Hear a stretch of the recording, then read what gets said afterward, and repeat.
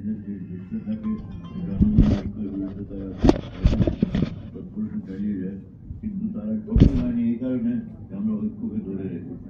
এখন সেই ঐক্যকে আরো জোরদার করে তাদেরকে আমরা মোটামুটি তাদের যে মোকাবিলা করবো এবং তাদের যেসব অসৎ যে উদ্দেশ্য লক্ষ্য এগুলোকে আমরা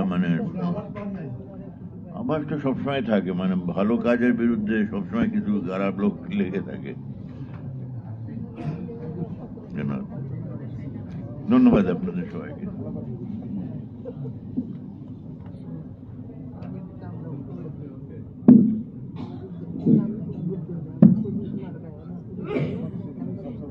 যেহেতু আমেরিকার সভাপতি বক্তব্য দিয়েছেন, এগুলো আমাদের বলা কিছু, আপনাদের যদি কোনো প্রশ্ন থাকে তাহলে আপনারা প্রশ্ন করতে পারেন, আমরা প্রশ্নের পরিপ্রেক্ষিতে উত্তর দিতে পারি। তবে আজকে যেটা সবচেয়ে হাইলাইট হয়েছে সেটা হচ্ছে ৭২-এর সংবিধানের কবর রচনা করা। আমি জানি না যে এরা কি বুঝে বলছে না না বুঝে বলছে, এরা কোন দেশে দাঁড়িয়ে বলছে। এরা যে দেশে দাঁড়িয়ে বলছে, এই দেশটি ১৯৭১ সালে ৩০ লক্ষ মানুষের ভাই বোনের রক্তের বিনিময়ে অর্জিত, ২ লক্ষ মা বোনের সম্ভ্রমের বিনিময়ে অর্জিত, কোটি কোটি মানুষের দেশান্তরের বিনিময়ে অর্জিত একটি বাংলাদেশ। এবং এই সংবিধান সেই ৩০ লক্ষ শহীদের রক্তের ধারায় লেখা। আজকে সংবিধান নিয়ে কেউ ছিনিমিনি খেলতে পারে, সংবিধানের অপব্যবহার করতে পারে। সংবিধান, সেই জন্য সংবিধান দোষী না, যারা ব্যবহার করেছে তারা দোষী। এবং আজকে তারা শাস্তিপ্রাপ্ত হয়েছে, দেশান্তরী হয়েছে, দেশ থেকে চলে গেছে। আজকে যারা এই কথাগুলি বলছেন, আমার যে কথা একটু আগে হেলাল সাহেব বললেন যে কিছু আভাস পাচ্ছে কিনা, আভাস তো থাকবেই, ষড়যন্ত্র হচ্ছে। আমরা ৭১-এর মুক্তিযুদ্ধে আমরা দেখেছি এক শ্রেণীর মানুষ পাকিস্তানকে সাপোর্ট করে গণহত্যার সহযোগিতা করেছে। আজকে আমরা মুক্তিযুদ্ধে ৩০ লক্ষ ভাই বোন প্রাণ দিয়েছে।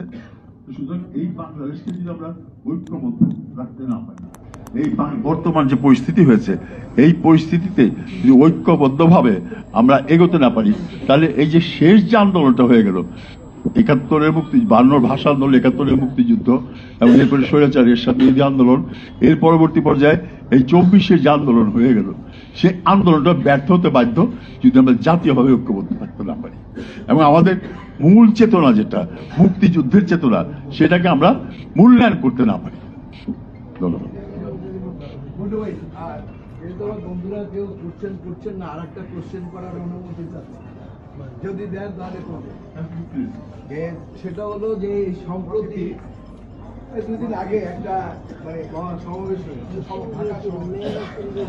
প্রগতিশীল স্বাধীনতা সপক্ষের দল বাংলাদেশ কমিউনিস্ট পার্টি, সেখান থেকে তারা ঘোষণা দিয়েছে যুক্ত ফ্রন্ট করার জন্য, যুক্ত ফ্রন্ট করতে প্রগতিশীল মুক্তিযুদ্ধের সপক্ষে শক্তিদেরকে নিয়ে করবে। এবং তারা আর একটি ঘোষণা দিয়েছেন যে আগামী 15ই জানুয়ারির মধ্যে, এই জানুয়ারির মধ্যে আপনার নির্বাচনের সুনির্দিষ্ট তারিখ ঘোষণা চেয়েছে সরকারের কাছে।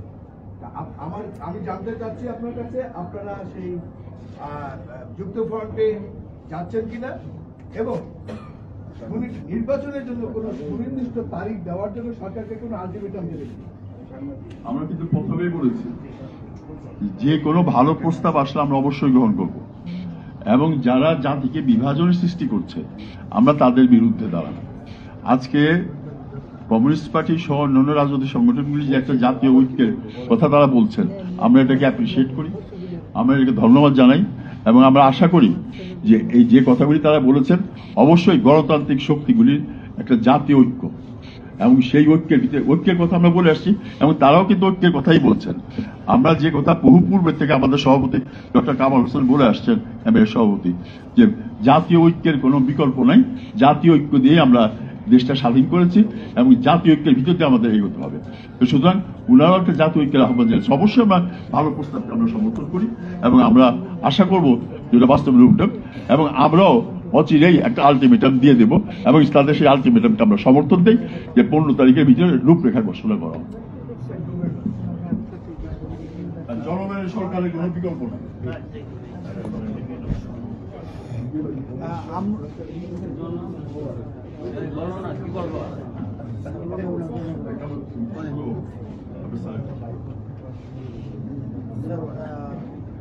স্যার আমরা ডক্টর কামাল হোসেনের একটা লিখিত বক্তব্য আছে, এটা একটু আমরা পাঠ করছি।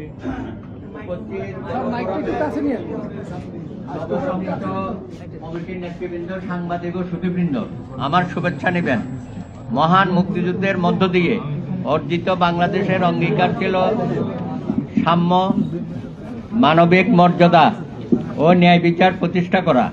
কিন্তু বিগত 53 বছরও আমরা কাঙ্ক্ষিত বাংলাদেশ অর্জন করতে পারিনি। আবার 24-এর গণ অভ্যুত্থানের চেতনা হচ্ছে একটি বৈষম্যহীন গণতান্ত্রিক বাংলাদেশ গড়ার। এই ক্ষেত্রে ছাত্র জনতার মধ্যে একটি জাতীয় ঐক্য গড়ে উঠেছে। দেশ গড়ার কাজে তারুণ্যের এই শক্তিকে কাজে লাগাতে হবে। এটা যাতে বিনষ্ট না হয় সেদিকে সকলকে সতর্ক থাকতে হবে। আমরা মুক্তিযুদ্ধের আকাঙ্ক্ষিত একটি গণতান্ত্রিক ও মানবিক বৈষম্যমুক্ত বাংলাদেশ বিনির্মাণের চেতনা থেকে যেমন সরে আসতে পারি না, তেমনি 24-এর গণ অভ্যুত্থানের মধ্য দিয়ে বৈষম্যমুক্ত এক নতুন বাংলাদেশ প্রতিষ্ঠার স্বপ্ন ও আকাঙ্ক্ষা নস্যাৎ হতে দিতে পারি না। এই ঐতিহাসিক বিষয়গুলো একটি আরেকটির সম্পূরক ও পরিপূরক। বর্তমান বাংলাদেশের চলমান রাজনীতিতে যে অস্থিরতা বিরাজ করছে তা সমাধানের একমাত্র পথ হচ্ছে রাজনৈতিক ঐক্য।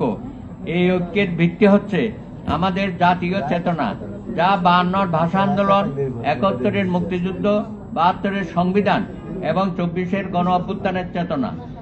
আজ সময়ের প্রয়োজনে জন আকাঙ্ক্ষা পূরণে সংবিধান সংশোধন কিংবা যুগোপযোগী করা রাষ্ট্রের একটি চলমান প্রক্রিয়া। কিন্তু মুক্তিযুদ্ধের অর্জিত ও মীমাংসিত বিষয়গুলোকে প্রশ্নবিদ্ধ করা হলে তা আমাদের অগ্রসরমান বাংলাদেশ প্রতিষ্ঠা বাধাগ্রস্ত করবে। এই ব্যাপারে আমাদের সকলের দায়িত্বশীল হওয়া কর্তব্য। বিগত বছরগুলোতে রাষ্ট্রের গণতান্ত্রিক প্রতিষ্ঠানগুলো নির্লজ্জভাবে দলীয়করণের ফলে প্রায় অকার্যকর হয়ে পড়েছিল।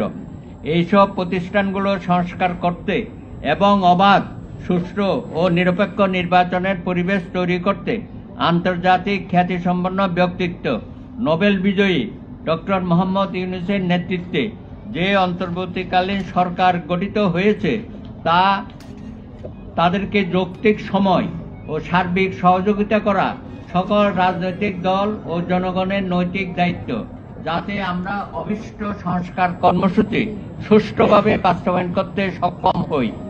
প্রিয় সাংবাদিক ভাই ও বোনেরা, আপনারা জানেন 1993 সালের 29শে আগস্ট বাংলাদেশের বিরাজমান রুগ্ন রাজনীতির বিপরীতে সুস্থধারার রাজনীতি প্রতিষ্ঠার লক্ষ্যে দেশবরেণ্য ব্যক্তিবর্গ, রাজনীতিবিদ, শিক্ষাবিদ, কূটনীতিবিদ, আইনজীবী, পেশাজীবী, বুদ্ধিজীবী ও প্রগতিশীল চিন্তা চেতনার সচেতন নাগরিকদের নিয়ে গণফোরামের জন্ম হয়েছিল। আমি বিগত প্রায় 30 বছর ধরে গণফোরামের সভাপতি হিসেবে দায়িত্ব পালন করেছি। গত নভেম্বর 2024 জাতীয় কাউন্সিলের মধ্য দিয়ে আজ গণফোরামের নবগঠিত কেন্দ্রীয় কমিটি ঘোষণা করা হলো। আমি আশা করি দলে যে নতুন নেতৃত্ব দায়িত্ব গ্রহণ করতে যাচ্ছে তারা গণফোরামের ঘোষিত নীতি আদর্শ ধারণ করে জনগণের আকাঙ্ক্ষা পূরণে সক্ষম হবে। এই জন্য নবগঠিত কমিটি গণতন্ত্র মনা সকল রাজনৈতিক দল, ব্যক্তি ও নাগরিক সমাজের মধ্যে ঐক্য গড়ে তুলবে। সবাইকে অসংখ্য ধন্যবাদ। ডক্টর কামাল হোসেন।